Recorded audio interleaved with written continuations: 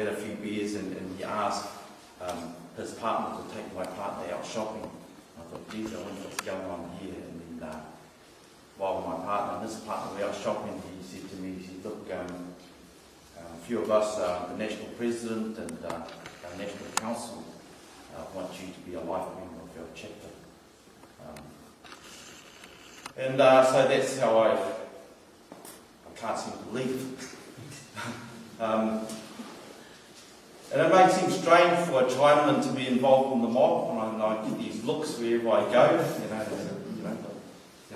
You can see this look in people's eyes is like Chinese monk mob. Where the fucking hell you get that extra? Well, the truth of the matter is, I became involved in the mob through my school teacher.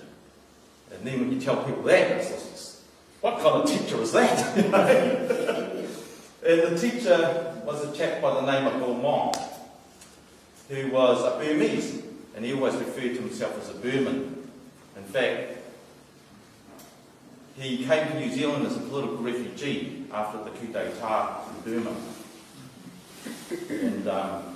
And I believe the story goes something like he met Sir Bernard Ferguson, who was the former Viceroy of New Zealand in the 1960s during the Second World War, when Bill fought for the British intelligence. Prior to that, he had fought against the British for their independence. And after the coup, he somehow got to London, and by that stage he didn't have any citizenship. And he saw his friend Sir Bernard Ferguson, who said, look, why don't you go to New Zealand? I've just finished my term there as Viceroy, and young Māori are having a hard time there. And Bill, before the coup, was a district commissioner in Burma, and his area was made up of ethnic minorities, and he was known to be good at working with ethnic minorities, which is why Sir Bernard Ferguson asked him to come to New Zealand. And he came here and he taught at Waihi College, I believe, and there he met James K. Baxter, the poet, the philosopher, the drunk. And they had a discussion about Buddhism, and somehow the conversation ended at lunchtime. At the end of lunchtime, and James K. invited him to Jerusalem to continue the discussion. And Jerusalem was the community that was known as the hippie commune, that had the druggies, the alkies, and everybody else. And there, Bill ended up staying there, and then moving to the cities, and continued teaching and working with the likes of Ngā Tamatoa, setting up crash pads for gangs. And I was one of those kids that never done particularly well at school, hated it, and I was the only one in my class to get into the sixth form. And I think in my first week back at school, the form teacher pulled Harry aside and quietly said to him, look, this really isn't the place for you. There's going to be no cultural revolution in this school unless you leave. And it's funny, you kind of get the message pretty quickly that you're not wanted here. You don't belong here. And Bill, in the meantime, was working with all my old mates who were now in upper fifth. And Bill was running homework centres. So I started trucking along to that, and then somehow I ended up in this conversation with Bill, because by that stage I had become interested in left-wing politics.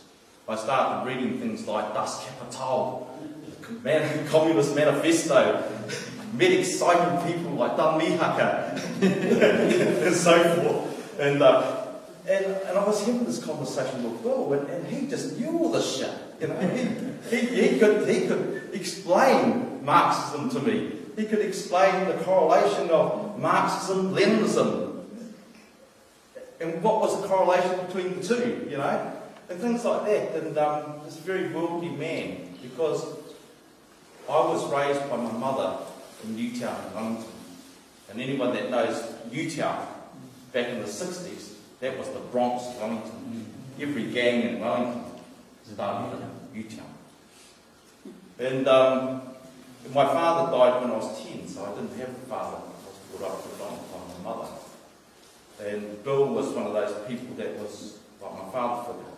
And so in this conversation, he talked about starting a community school for the likes of us that really didn't, school wasn't us. And so I started going to this community school, and next thing I know, I'm out there doing these bread runs and these paper runs, because Bill had these little businesses going as a means of funding people to do youth work, to run these crash pads and so forth. And so that was where my interaction with the gang came from. And I realised that a lot of those guys, that I was basically reconnecting with kids that I knew from Newtown School, who had shifted on because their parents were transient, because accommodation in Wellington in those days was very limited, so people would have to move around. And so that was how I ended up in the Mangumau.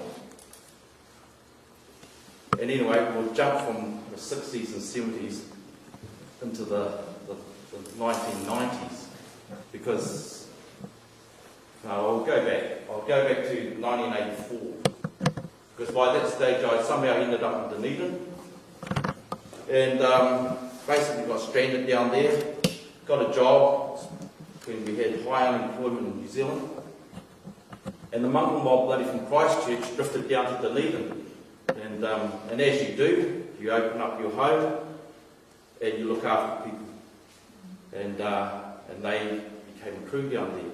And at that time, I was actually working as a city council worker. I was in the parks and gardens, and I was also a union delegate.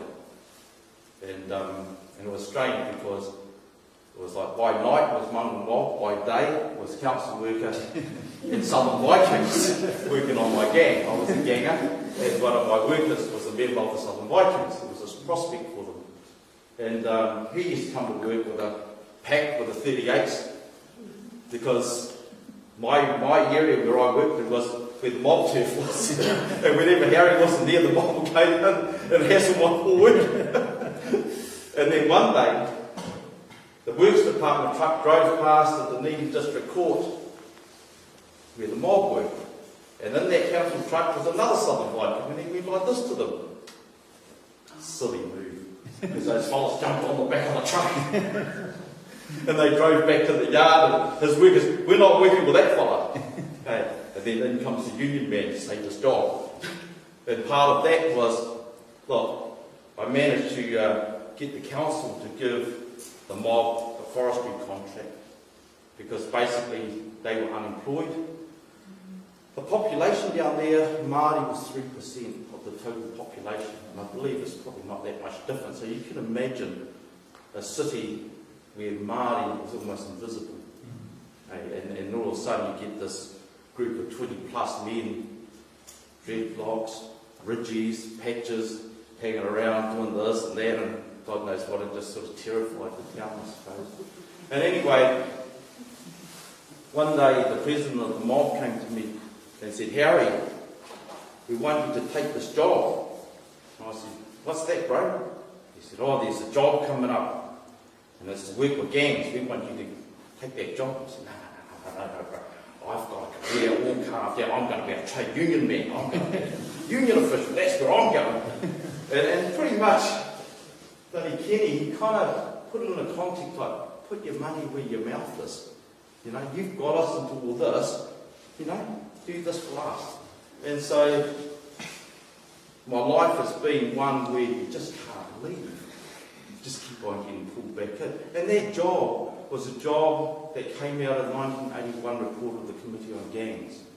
And it was a job that was known as the Group Employment Liaison Scheme, of which the most infamous person was Parikura Kurumi. We both started on the same day. And it was through that where I started to work professionally with the likes of the mob, and also with the blacks in various parts of the country. And then at the end of my contract, I ended up working for the old Department of Justice as a gang liaison worker in the prisons and in the community.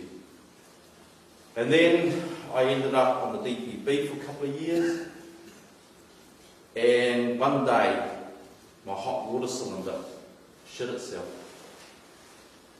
I thought, okay, I'll go down social welfare, and get some help.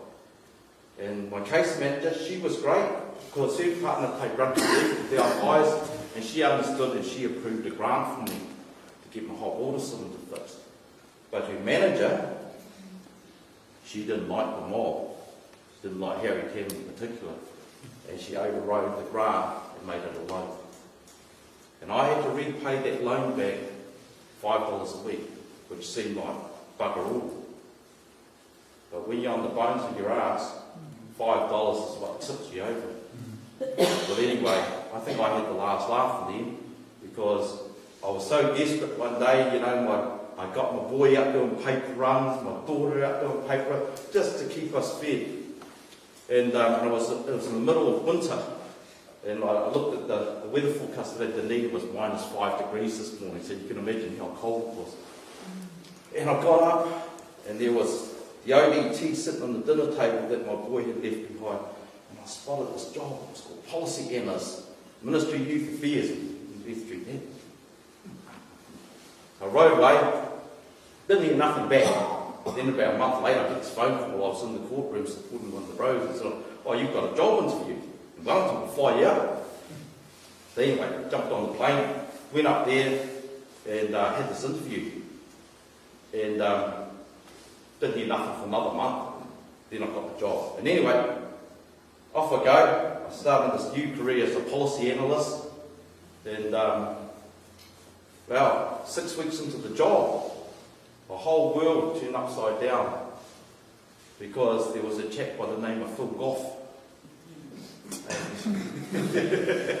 That lovely man, who's now the mayor of Auckland, and he was the spokesman for justice for Labour when they were in opposition, because that was the first coalition MMP government of National and New Zealand First. And Deborah Morris was the Minister of Youth Affairs. And he dragged out all the dirty linen that I had the charge of family violence, my former partner, and there was a hate convention case. I think I had the third hate convention case in New Zealand. And that was when my ex took our children overseas.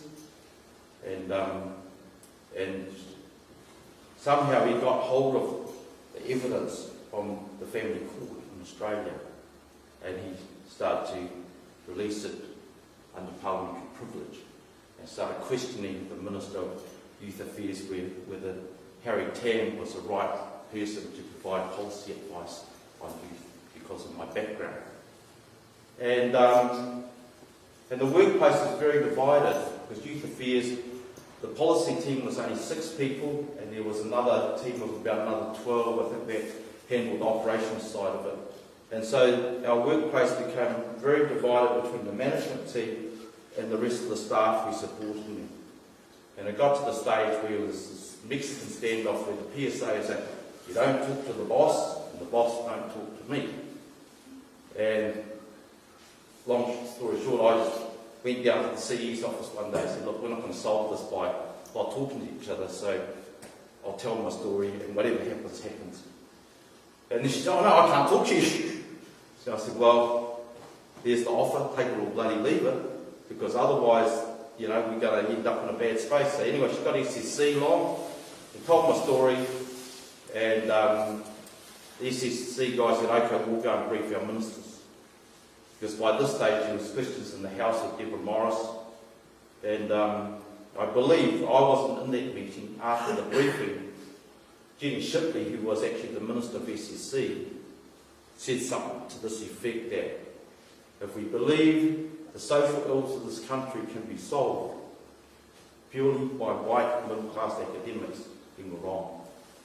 Tomorrow I'll go in the House and defend Harry Tam. And I believe in Hansard, there's good old Winston actually supporting Harry. So that was my entry into policy. And I worked in policy for almost 20 years. And started as a policy analyst, I did 4.5 years in the Ministry of Affairs. I did another 2 years in the Department of Corrections, which I refer to as a lag. And then I spent 11 years in Puni Kōkiri, of which 9 years as a policy manager. Which seems rather strange. I have no qualifications, I have no tertiary background, And here I was advising ministers. And it was great to my old colleague, Parukura. Whenever something went down, I'd get this little phone call, Gary, sort it out. And most of it was conflict. Most of it was people shooting each other, people hurting each other. And I realised the place that I worked for, there was the in crowd and the out crowd. There were those that we considered as deserving and those that are not. And those people are the likes of the people that I have been with all my adult life. They are not deserving. And it was really interesting because they came up with all these great devices. And it was things like this. We're not interested in portfolios like criminal justice, youth justice, and the way they could carve that out and say, that's an Article 3 issue. You know? Yeah. The other agencies are responsible for that. And I just think to myself, that's strange. Because under the treaty it talked about the government, the services of government. TPK is still part of the government. So how the hell do you carve this out there? Oh, actually, we're part of the government, but oh, no thanks. And yet there's this whole thing about collective responsibility. Hey. So those are the things that I saw while I worked inside there.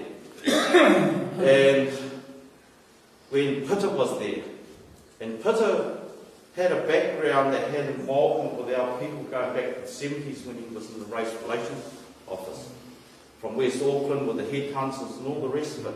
And he saw some of the work that we were doing in South Auckland when there was a so-called South Auckland youth gang phenomenon. And I remember I was working on this piece of work called Effective Interventions. And this came about after Phil Goff, who was the Minister of Justice at that time, amended the Sentencing and Parole Act. And from that time to now, the prison numbers have continued to go up. And at that time, Michael Cullen and Helen Clark realised we've made a mistake. And their thing was that every dollar that we spend on a prison is a dollar that we don't spend on a hospital or a school. And they had this piece of work when, bloody slipped my mind, effective interventions. And it was supposed to look at how government can improve their services as a means to mitigate this increase of imprisonment, predominantly Māori. And during this work, I was in these interagency committee meetings. You know, there was health there was police there was justice there was corrections there was education. And TPK only went there when Bubbles from here died, Tangi. Hey. And Helen Clark and Michael Cullen cornered Parikura and my chief executive has said TPK will be involved in effective intervention.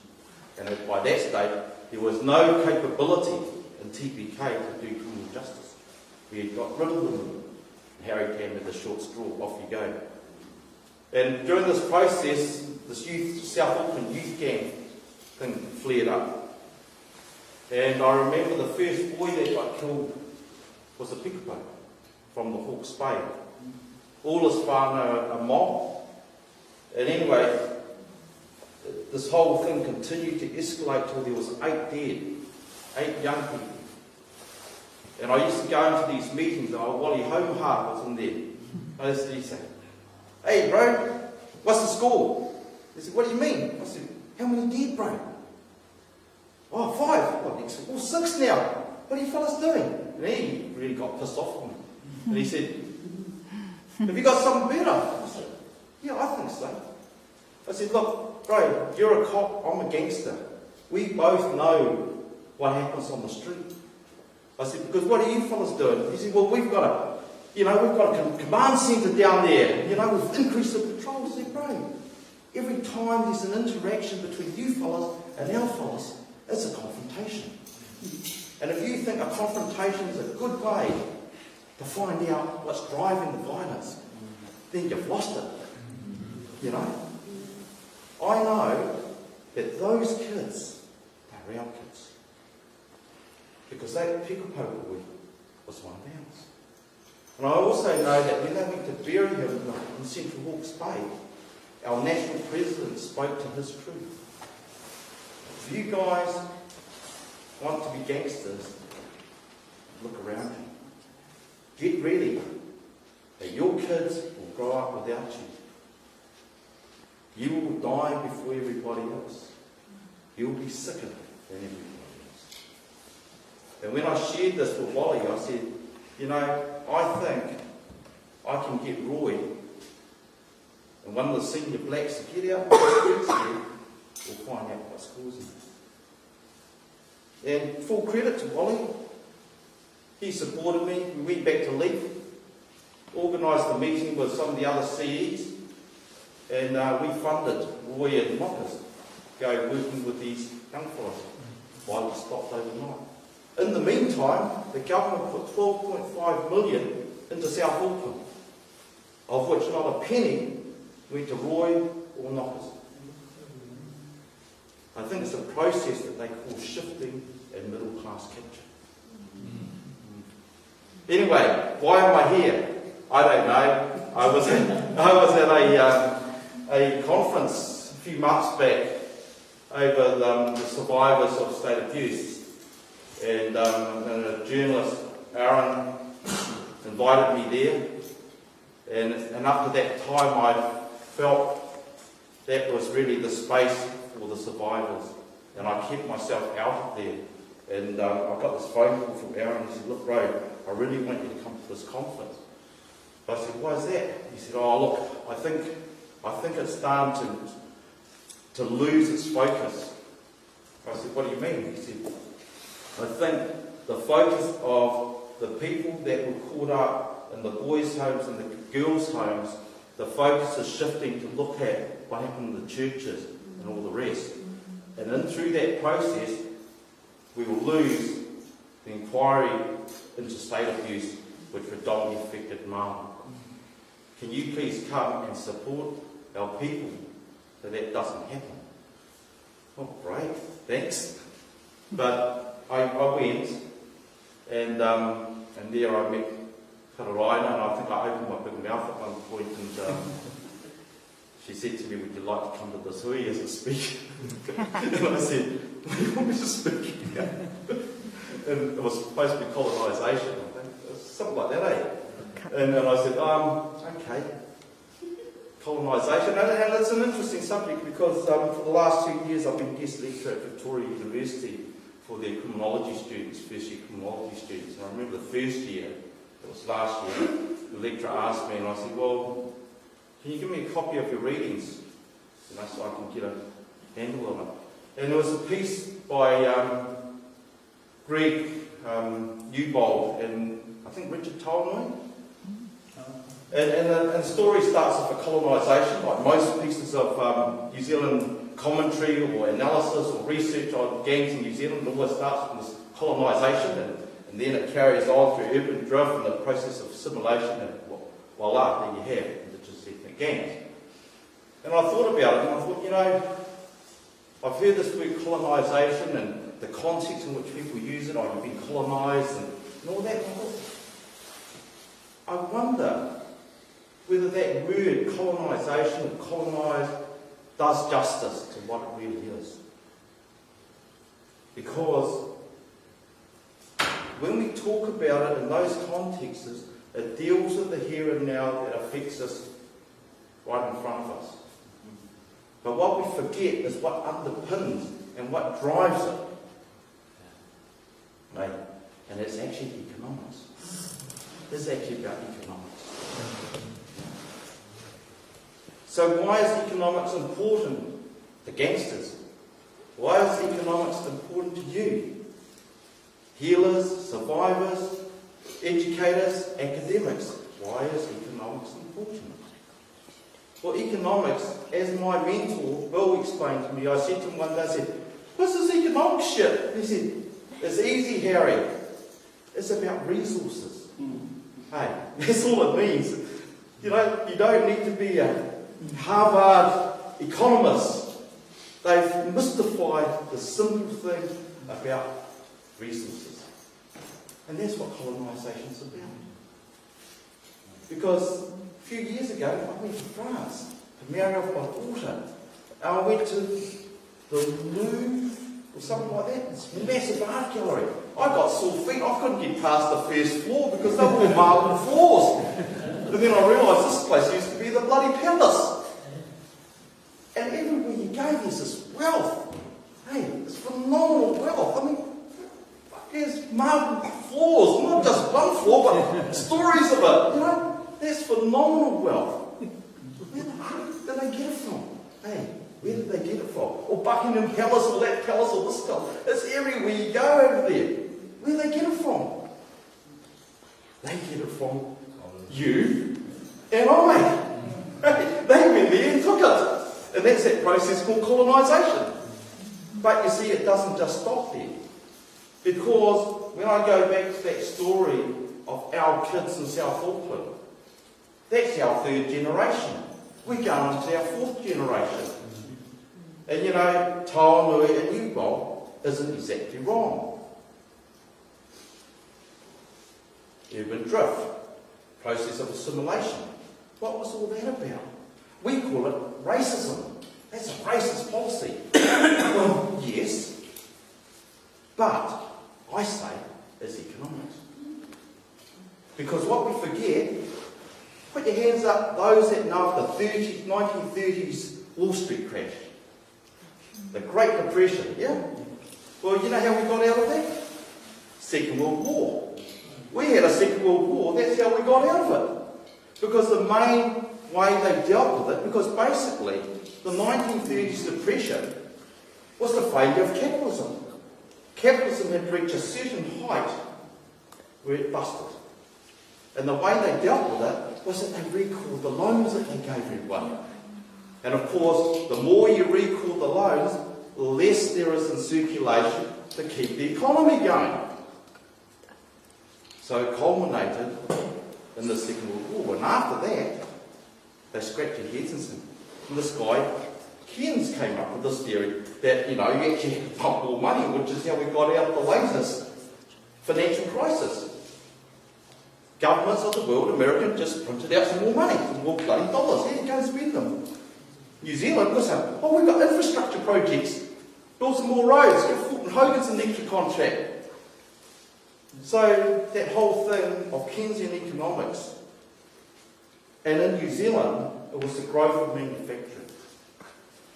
Right? Because New Zealand was an economy that's principally based on primary industry. You see, back in those days, you had lambs and sheep, and you didn't need to do anything because they ate grass. You shear the wool, you sell that off, get some money, you slaughter them, send the carcasses to Mother England, and you get some money. You don't need a lot of people doing it. So, Second World War, growth of manufacturing, was a means of recirculating that money. Thus, you needed a workforce. Thus, your urban drift process comes into, again, economically driven. Process of assimilation, again, economically driven. Jump to the 1980s, the Rogernomics. What was that all about? Again, it was economics. So we want to look at the growth of disparities and poverty that our whānaus live with today, has all been economically driven. So why is it important for us to know that? Because if we don't know what drives it, we don't know how to fix it. And it was really interesting because when I was working at TPK, whenever we talked about economics, we only dealt with microeconomics. We only dealt with how do you increase Māori businesses? How do we support those? But you see, we didn't deal with the economic framework of this country because it's the macroeconomics that drives the microeconomics. The macroeconomics are, for example, like the interest rates.